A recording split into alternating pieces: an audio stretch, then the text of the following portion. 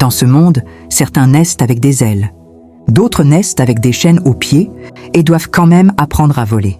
Voici l'histoire d'un jeune homme que tout le monde regardait comme un fardeau. Jusqu'au jour où sa détermination a forcé la société à baisser les yeux. L'œil du baobab s'ouvre. Écoute bien. Avant de commencer, n'oublie pas de t'abonner à la chaîne, de liker la vidéo et de laisser un commentaire pour soutenir ces histoires. On commence. On l'appelait le garçon de la chaise. Jamais par son prénom. Jamais comme une personne entière. Dans le quartier, tout le monde connaissait sa silhouette.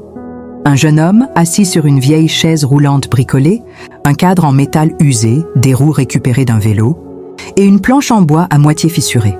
On le voyait tous les matins devant la petite maison en ciment, près du trottoir, à l'ombre d'un arbre fatigué.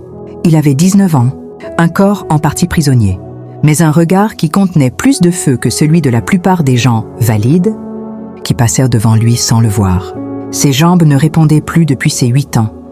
Après une fièvre mal soignée, qui avait laissé derrière elle un silence dans ses muscles.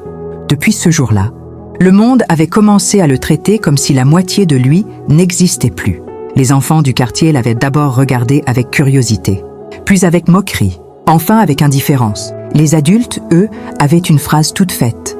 « Pauvre petit, c'est le destin, que veux-tu » Et ils passèrent leur chemin, rassurés d'être du bon côté de la chance. Mais lui savait que ce n'était pas le destin qui l'avait enfermé.